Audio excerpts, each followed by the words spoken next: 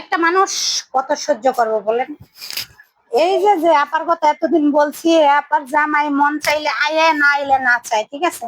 এই যে 4টা পোলা পেনলো, এই মানুষটা কেমনে থাকে বলেন?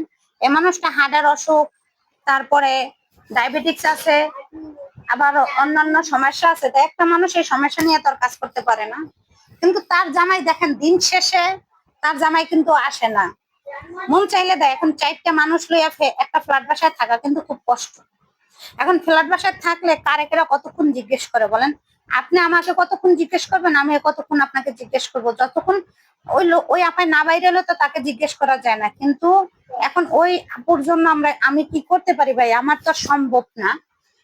যদি কোনো দয়ালদার ব্যক্তি থাকেন, তাকে ছোটখাটো একটা ব্যবসা ধরাই দিতে, তাহলে ভালো হয়। যদি আপনারা দয়ালদার, যারা দয়ালদার ব্যক্তি আছেন, যারা আমার প্রবাসী ভাই বোনেরা আছেন, সবসময় সেই আপার কথা বলি। এখন দেখতেছি কি জানেন, তার ঘরে যতটুকু মাল আছে সেই মাল বেচলেও সে যে ঘর ভাড়াটা জমছে সেই ঘর ভাড়াটাও সে দিতে পারবে না, ঠিক আছে? এখন লাস্ট ফিনিশিং এ বাড়িওয়ালা বলছে তোমাকে আর রাখতে পারবো না, তুমি এই চলতি মাস মানে মে মাস, মার্চ মাস গেছে গে, এপ্রিল মাস থেকে মে মাসের 1 তারিখ চলে যাবে। দেখেন এখন 3টা 4টা পোলাপান নিয়ে সে বেচারি কোথায় যাবে? তার হাজবেন্ডের কোনো মাথা ব্যথা নাই, মন চাইলে দিল, না চাইলে দিল না। তো যে মানুষটা 10টা 12টা বিয়ে করে তার আর কি আছে বলেন? সে এইখানে কতক্ষণ থাকে, ওইখানে মানে ফুলের মতো মধু খায় না, বোমর যেমন উইরা উইরা মধু খায়, সেই মানুষটা হইলো সেই রকম, ঠিক আছে? এখন আপনাদের কাছে আমার প্রশ্ন, ওই আপুর জন্য আমি কি করতে পারি? আমার তো সম্ভব না। আর সবসময় বলি আমার যা আছে তা নিয়েই আমি কথা বলি। আমি ওই বাড়তি কথা বলা আমি সবসময়, দেখেন, এগুলো আমি পছন্দ করি না আর বলিও না। এখন দয়া করে আপুর জন্য যদি কোনো হৃদয়বান ব্যক্তি থাকেন কিছু করার জন্য, তাহলে মনে হয় ভালো হবে, ঠিক আছে? এখন আমার তো আর কিছু করার নাই, আমি নিজেই তো দিন আইন না দিন খাই, তারপরে বলে আলহামদুলিল্লাহ সে আপুর চেয়ে আমি ভালো আছি, কেননা আমি একটা কর্ম করে খাই। এখন ওই আপু যে ধরেন গার্মেন্টসে চাকরি করবো তাও পারবো না, হার্টের অসুখ।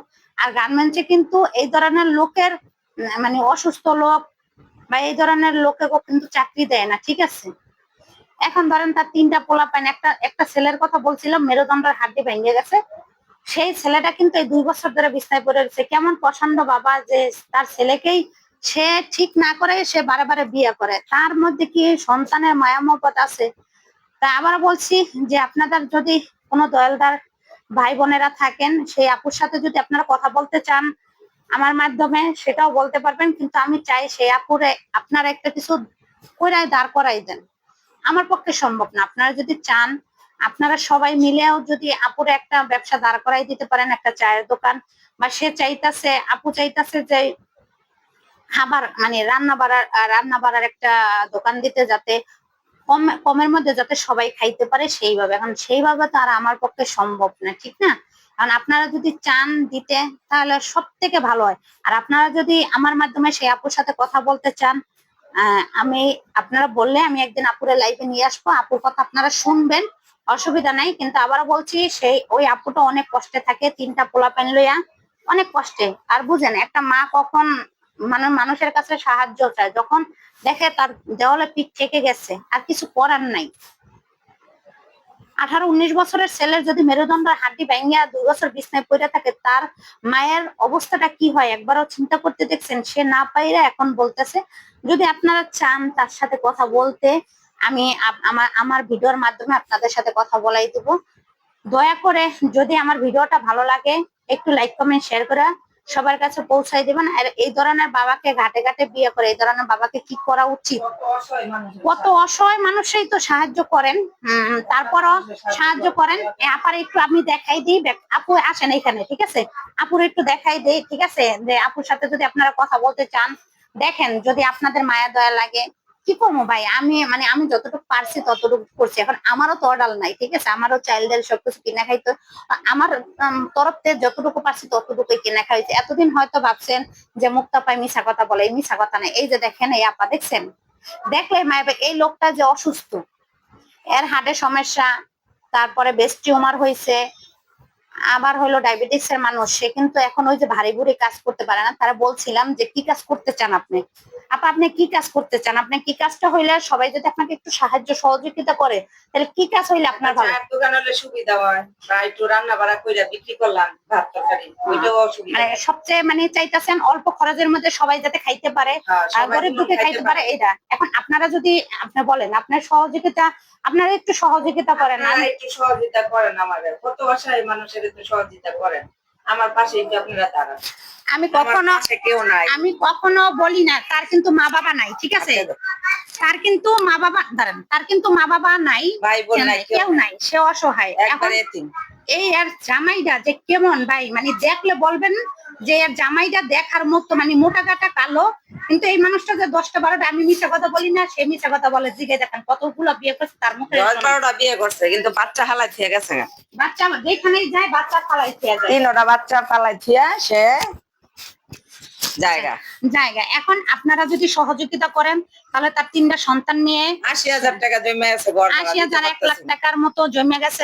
এখন আপনারা যদি একটু সহযোগিতা করেন ভালো হবে। এই 3টা বাচ্চা নিয়ে রাস্তায় দাঁড়াইতে হইব, আর থাকার মতন জায়গা। এখন বাড়িওয়ালা বলছে যে আমার পক্ষে আর কিছু করা সম্ভব না, এপ্রিল মাস থেকে আপনি মে মাসের 1 তারিখে চলে যাবেন, কিছু করার নাই। তারও তো ঘর ভাড়া, ঠিক না, সেও তো 2টা টাকার জন্যই ঘর ভাড়াটা দিছে, ঠিক না, এতদিন তো সে দেখছে, এখন আর কিছু তার পক্ষে সম্ভব না। কোনো ভাই বোন নাই যে একটু পাশে, বোনের পাশে একটু দাঁড়াইবো, যে একটু সহযোগিতা করি, যদি আমার উছিলায় যদি একটা মানুষ উপরে উঠতে পারে, যদি এর সামান্য কিছু হাত জোর করে সবাইকে বলতাছি ভাই, মানে আমার পক্ষে আর সম্ভব না। জিগান আমি যে কিভাবে চলি, দিন রাত 24 ঘন্টা আমি কিন্তু কাজ করি, আমার কাজ করে খায়, যে করছে এই শতগুণে 7 কপালের ভাগ্য, যতটুকু করে নিজের বোনের মতন যা পারে সমর্থ কুলায় তাই ডাক দিয়ে দেয় যে এটা নেন ওইটা নেন আপা, কিন্তু ও তো কাজ করে খায়, ওর তো আর নিজের বাড়ি নেই, ও মানুষের বাড়িতে ভাড়া থাকে, কর্ম করে খায়।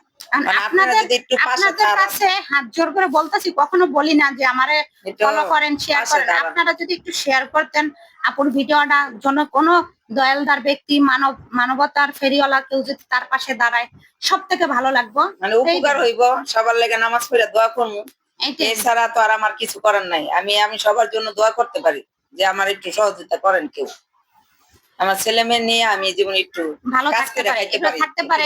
আর যেহেতু তার ছেলেটা কিন্তু মেরুদণ্ডের হাড্ডি ভাঙ্গা, আমি একটা ভিডিওতে দেখাইছিলাম, যদি আপনারা তাও দেখতে চান তাইলে আবারও দেখাইতে পারবো, তাই সবাই একটু শেয়ার করে দেন। 2 বছর ধরে পড়ে রইছে, পারি না ঠিক করতে, আর কি করবো, এখন রাস্তায় বসতে হইব, রাস্তা ছাড়া তার কোনো কাজ। এখন ভাই এই মানুষটা তো আর ভিক্ষা করতে পারবে না, ঠিক আছে, এই মানুষটার কিন্তু মানুষ ভিক্ষাও দিবে না।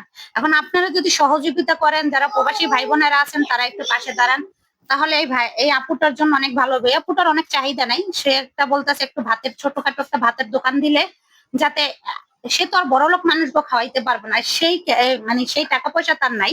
এখন আপনারা ওইভাবেই সে চাইতেছে ভর্তা ভাত দিয়া যদি একটু নিচের চলার মতো হয়, সেইটাই চাইতেছে। আপনারা সবাই একটু সহযোগিতা করবেন এই আপুর কাছে, আর এই ভিডিওটা একটু শেয়ার করে দিবেন, যারা এই কাজগুলো করতে চায়, আপার পাশে দাঁড়াইতে চায়, তাকে কাছে জানি পৌঁছায়, এইটাই করতে চাই, ঠিক আছে।